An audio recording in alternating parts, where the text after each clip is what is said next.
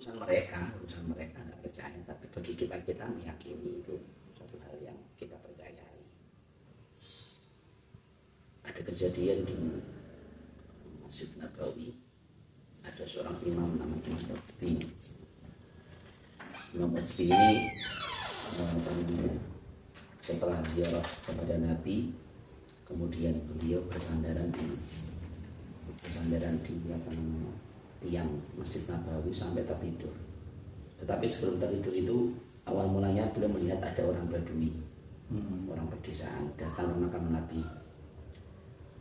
Orang Badui itu orang jauh, artinya orang desa, orang pelosok, datang dari jauh ke Madinah ziarah ke Nabi dengan cara dia menggedor tembok makam Nabi. Makam Nabi kan di dalam kamar kan, yang di rumahnya Sayyidah Aisyah, digedor temboknya itu, dipukul-pukul gitu sambil mengatakan yang kurang lebih, ya Rasulullah, aku datang dari tempat yang jauh, ingin menagih janji Allah Subhanahu wa Ta'ala dalam Al-Quran, di mana Allah mengatakan dalam Al-Quran, walau annahum idzalamu anfusahum ja'uk fastaghfirullah wastaghfar lahumur rasul lawajadullah tawwaban rahimah.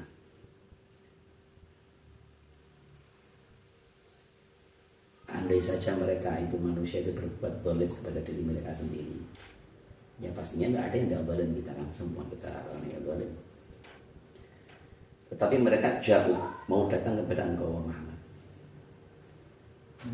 Manusia yang berbuat zalim ini, yang penuh dengan dosa ini, mau datang kepada Muhammad, kepada engkau wahai Muhammad. Allah katakan demikian. dekat Allah.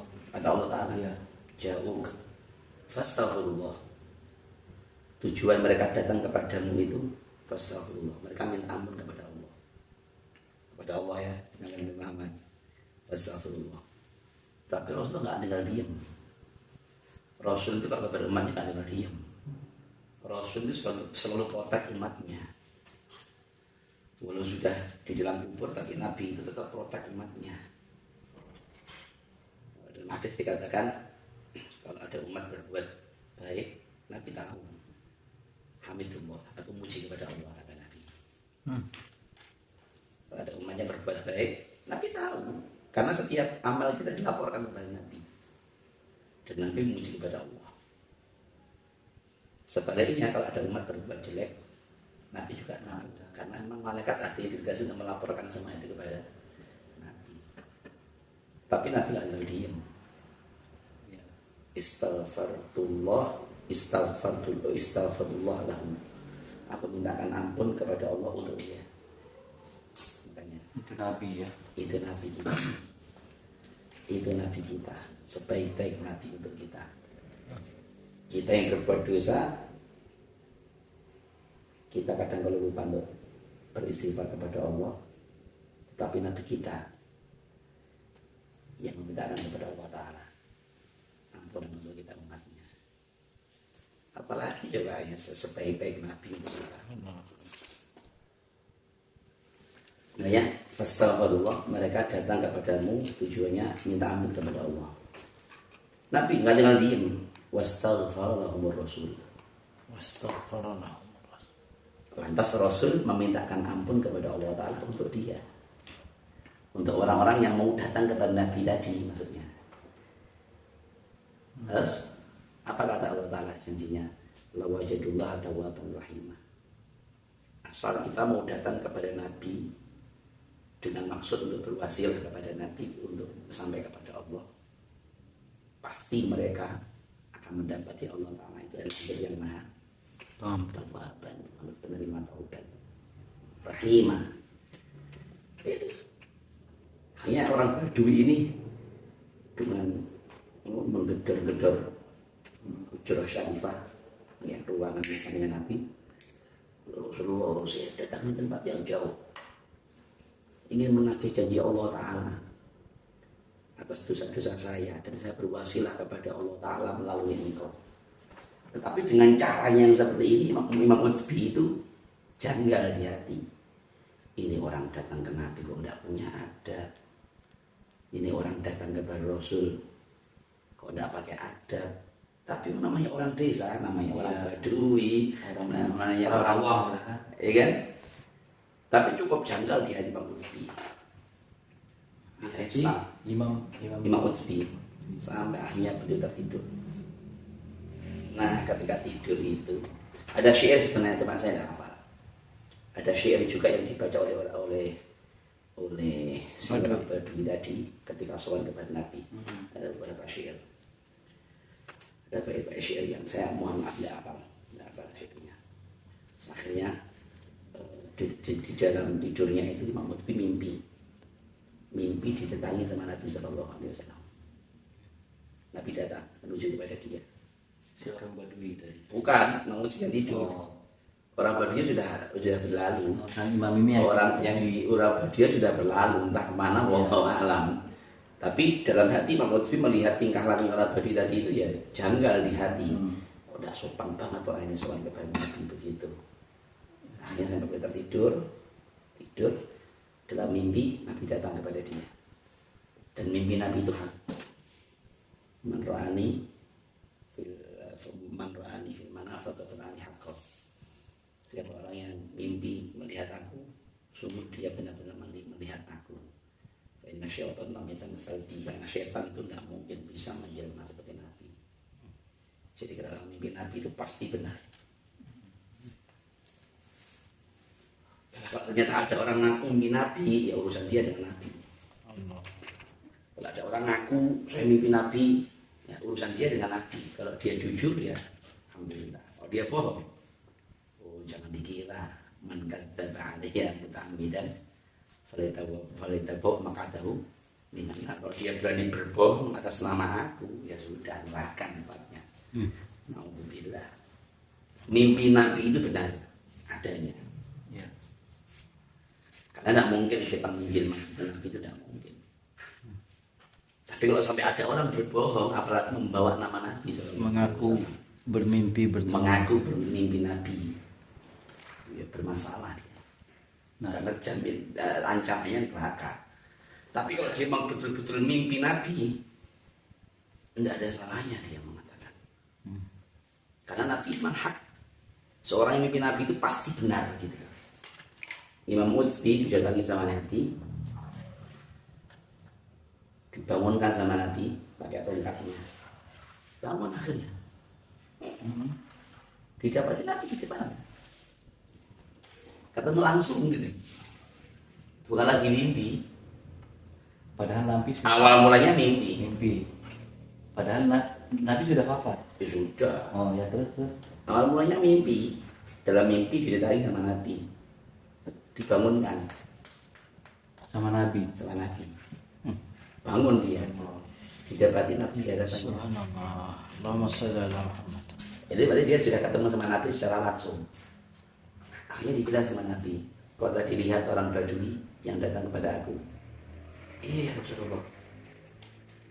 Coba cari dia. Katakan kepada dia bahwa dosanya sudah diampuni sama Allah Subhanahu wa taala. Ada 3 pertanyaan saya. Akhirnya dicari. Ketemu. Cerita. Enggak ada yang kecewa oleh ada tambahan Nabi. Terus Ustaz, ada pertanyaan. Saya ada satu daging nanti. Ya, antum dulu. Atau saya dulu saat antum dulu. Begini. Mimpi ketemu Nabi ya. Ini demi Allah saya katakan, dan saya berani bersumpah. Cuman kalau nggak salah pernah saya tanyakan sama Ustaz dan berapa dan guru saya tanyakan, dan itu nggak benar mimpi saya. Saya mimpi ketemu Nabi, tapi saya nggak sempat lihat mukanya. Itu yang bikin nggak jadi, bukan Nabi katanya itu. Jadi dalam mimpi saya itu kita diajak mau nonton, mau lihat rombongan Rasulullah, nah gitu kan, di padang pasir ini. Kita lari-lari di padang pasir ini dengan begitu pasir, kita lari begitu susah, begitu panas, tapi kita saking mau lihat Nabi itu loh, kita mau tunggu rombongannya. Saya terlambat bros, rombongannya sudah lewat, rombongan Nabi ini sudah lewat, sehingga saya lihat Nabi naik onta itu lihat dari belakang. jubahnya kalau nggak salah begini bukan jubahnya, sorban biru, lewat putih gitu. Nah itu yang saya tanyakan, kalau nggak salah pernah sama Ustaz Isman juga saya tanyakan, Aja Zahar juga bukan. Habib tidak pernah bersorban biru. Iya, karena di sorban bisa tidak pernah Nabi itu pakai sorban biru. Itu setan itu katanya. Itu bukan Nabi. Kalau mimpi ketemu Nabi bertatap muka memang Nabi, itu Nabi. Ya sebenarnya kalau mimpi itu tidak selalu bertatap muka. Ada kadang-kala orang itu mimpi dijumpai sama Nabi dalam keadaan diam. Ada juga ditemui sama Nabi dalam keadaan Nabi berpaling. Ada juga yang melihat Nabi tapi tidak bisa melihat wajahnya. Sebenarnya melihat wajah itu bukan suatu kepastian. Tetapi seorang mukmin itu di hati ada kontak memang. Jadi setempel di hati kita Muhammadur Rasulullah itu yang akan menyambungkan kita dengan seseorang yang kita lihat dalam mimpi itu. Waktu itu saya mimpi waktu lagi ngejos-ngejosnya, Ustaz. Kan ingat waktu lagi ngejos-ngejosnya. Allah alam, keluar 3 hari, pokok itikaf terus. Iya, Allah alam. Namanya apakah itu Nabi atau bukan, tapi yang jelas kalau mimpi itu memang tidak harus bertatap muka memang, karena ada dalam kisah-kisah para aulia itu mereka mimpi dalam keadaan Nabi berpaling, itu juga ada. Bahkan Nabi dilihat dalam mimpi dalam keadaan murung. Ya karena satu hal gitu. Ya. Satu hal gitu. Kalau waktu itu memang saya dari belakang datanya, yang mana Nabi? Ya itu Nabi, ternyata sontak. Nah gitu, sampai begitu saya itu. Cuman itu saya tanyakan katanya belum. Katanya Tidak mudah untuk mimpi Nabi. izin. Boleh. Boleh lanjut. Kalau saya meleset sedikit. Gus, ini menarik ini. Air mineralnya. Apa filosofinya kok namanya santri ini? Ya karena ini produknya pesantren. Kalau filosofinya saya tidak tahu. Mohon maaf, tidak tahu. Tapi ini memang produknya pesantren. Kalau ini pengenjangan apa kita? Enggak sih. Cuman menarik aja karena namanya santri. Ya ini memang produk pesantren. Ini produk pesantren. Termasuk pesantren yang tertua di antara yang tertua di Jawa. Yang umurnya mungkin sekarang sudah, tidak saya di sini ada. Tidak ada di Bupati Beduk lama ini. Yang baru insya Allah ada. Biasa umurnya sudah Begini kan, Gus? 200. Kayak gini kan? Santri. Wilayah Tenggara silahkan merapat. Jalan Veteran nomor 22. Karena pada pesantren Situ Giri itu termasuk pesantren di antara pesantren tertua di Jawa. Umurnya mungkin sudah 207. Berapa? 200 lebih sudah. Nah, pertanyaan saya ketiga nih, Gus. Tahun berapa sama-sama dengan Habib Bahar itu?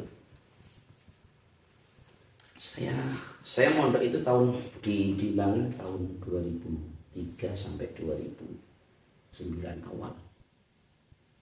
Atau ya 2009 awal. Jadi ya antara tahun itu aja.